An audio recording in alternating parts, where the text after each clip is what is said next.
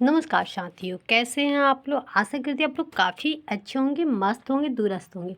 तो दोस्तों, इसी बीच एक नया वैकेंसी आ चुका है, बिहार एसएससी बीएसओ न्यू भर्ती 2025। मतलब अभी अभी नया भर्ती आ चुका है, ठीक है, बिहार एसएससी का।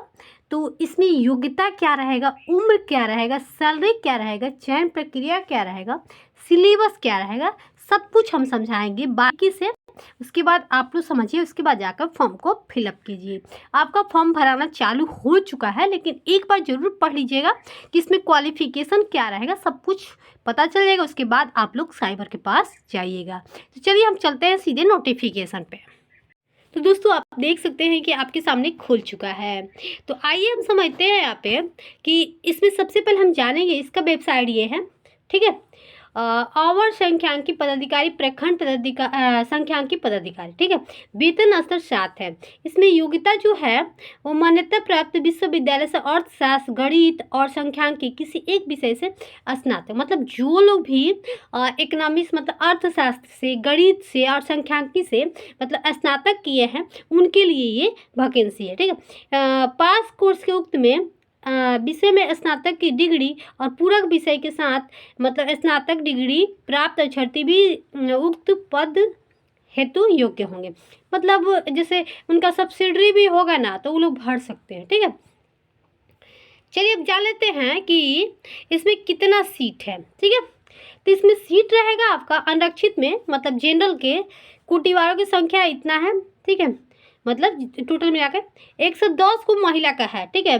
अनुसूचित जाति के लिए कोड है 2, यहाँ पे है 98 को, ठीक है। उसके बाद यहाँ पे है महिला के लिए 34 को, ठीक है। इसमें 7, इसमें 2, ठीक है। पिछड़ा वर्ग के लिए 112 और महिलाओं के लिए 39, ठीक है। पिछड़ा वर्ग 5 के लिए 62 और महिला के लिए 22 को। पिछड़ा वर्ग के महिलाओं के लिए 22 को, महिला के लिए नहीं, हाँ महिला के लिए सीट रिजर्व है, ठीक है। आर्थिक रूप से कमजोर महिलाओं का सीट जो है 24 को है, बाकी ये लड़का लोग का है, ठीक है। टोटल मिलाकर 682 गो सीट है और महिलाओं के लिए अकेले 231 को सीट है, ओके। चलिए अब हम जान लेते हैं यहाँ पे क्या लिखा है।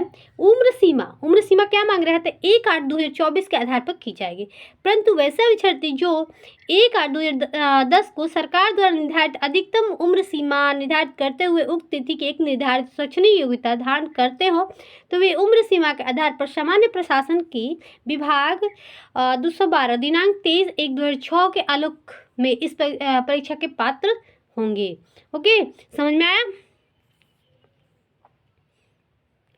आइए हम जान लेते हैं जनरल लड़का लोग के लिए 37 वर्ष, ठीक है। और पिछड़ा, अत्यंत पिछड़ा पुरुष और महिलाओं के लिए 40।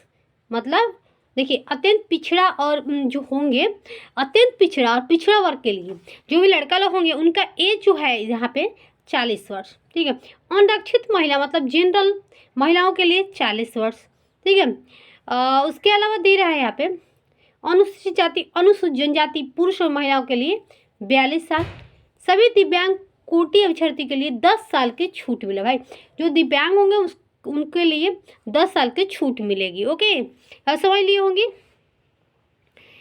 अब यहाँ पे क्या होगा, यहाँ पे आप देख सकते हैं दिव्यांग के लिए अब तो बता दिए। चलिए हम आगे बढ़ते। अब यहाँ पे होगा लिखित परीक्षा, 75 अंक के होंगे, ठीक है। संविदा के आधार पर कार्य करने मतलब तभी मान्य होंगे जबकि उसी पद पर संविदा की नियुक्ति की जाएगी। मतलब संविदा के आधार पर किए जाएंगे। अब प्रति कार्यरत वर्ष के लिए 5 अंक, जिसकी अधिकतम सीमा 25 अंक की होगी, ठीक है। किसी वर्ष के अंक के लिए कार्यरत दिवसों की संख्या 5 गुना से के पश्चात 365 से भाग देकर अनुपातिक अंक जोड़ा जाएगा। अब यहाँ पे दे रहा है दोस्तों कि अंकों का अधिकतम गणना करने के लिए प्राप्त अंकों की 75 से 0.75 से गुना करके प्राप्त किया जाएगा, ठीक है। यहाँ पे आप देख सकते हैं कैसे कैसे किया है। संविदा के आधार पर होगा 150 क्वेश्चन रहेगा, ठीक है। और निगेटिव मार्क में आपका 1/4 रहेगा, ठीक है। गलत के लिए 1 अंक कटौती किया जाएगा। मतलब 40 को क्वेश्चन आपका गलत हुआ तो 10 क्वेश्चन ऐसे ही जाएगा हवा खाने। तो सोचिएगा 2 घंटे का आपका एग्जाम होगा। हिंदी और अंग्रेजी दोनों भाषा रहेगा, ठीक है, इसमें कोई नहीं होगा। मेधा सूची के समान प्राप्तांक होने की स्थिति में उम्मीदवार की जन्म तिथि के आधार पर अधिक उम्र वालों को उम्मीदवारों की मेधा क्रम ऊपर रखा जाएगा। मतलब जैसे जिसका ज़्यादा उम्र है ना, उसको सबसे पहले मेधा सूची में ऊपर नाम रखा जाएगा, ठीक है। अब यहाँ देखेंगे भाई नंबर कितना चाहिए, तो जनरल के लिए 40, पिछड़ा वर्ग के लिए 36.5, अति पिछड़ा के लिए 34, अनुसूचित जनजाति के लिए 32, महिला वर्ग के लिए 32, दिव्यांग के लिए आपका 32 चाहिए। आइए हम समझ लेते हैं कि फीस क्या लगेगा, पैसा क्या लगेगा। तो देखिए लड़का लोग के लिए आपका 540 रुपया है, अनुसूचित जाति अनुसूचित जनजाति बिहार के निवासी के लिए 135 रुपया, ठीक है। अब यहाँ पे दे रहे हैं कि सभी दिव्यांग के लिए 135 रुपया, सभी श्रेणी के महिलाओं के लिए जो बिहार के अस्थायी होंगी महिला उनके लिए 135 रुपया, और बिहार के बाहर के सभी अभ्यर्थी पुरुष और महिलाओं के लिए 540 रुपये। आप लोग देख लिए होंगे लड़कियों के लिए पैसा 135 रुपये लग रहा है, ठीक है, सबका लग रहा है, कास्ट को भी कोई भी हो। अब हम देख सकते हैं कि यहाँ पे बताया गया है कि अभ्यर्थी द्वारा मतलब ये होगा लेट फीस के साथ आपका कब से कब फॉर्म जो भराएगा वो कब से कब भराएगा। आप देख सकते हैं कि आप पेमेंट कर सकते हैं 1/4 से 19/4 तक जमा किया जाएगा, ठीक है दोस्तों। अब हम देखेंगे कि इसमें इसका सिलेबस क्या रहेगा भाई, क्वेश्चन आएगा कहाँ से, तो सामान्य अध्ययन से, सामान्य विज्ञान से और गणित से और रीजनिंग से, ठीक है। उसके बाद घटना जो प्रतिदिन घटता रहता है, मतलब करंट अफेयर। तो करंट अफेयर के लिए आपको क्या लेना होगा, तो इस वीडियो ले लीजिएगा, ठीक है। बिहार में अभी क्या चल रहा है, कैसे क्या हुआ, वोट आया, कितना वोट लगा, ये मतलब कौन किसकी, यही सब होता है। पड़ोसी देश से संबंध जो रखता है उससे भी क्वेश्चन आता है, ठीक है। आइए हम विस्तार से समझ लेते हैं भाई। समसामयिकी विषय से आएगा वैज्ञानिक प्रगति, राष्ट्रीय अंतर्राष्ट्रीय पुरस्कार, भारतीय भाषाएं, पुस्तक, लिपि, राजधानी, मुद्रा, खेल, खिलाड़ी, महत्वपूर्ण घटना, फिर ठीक है भारत और पड़ोसी देश, इससे भी आएगा भारत के इतिहास, ठीक है, संस्कृत, भूगोल, आर्थिक, मतलब टोटल चीज़ आएगा, ठीक है।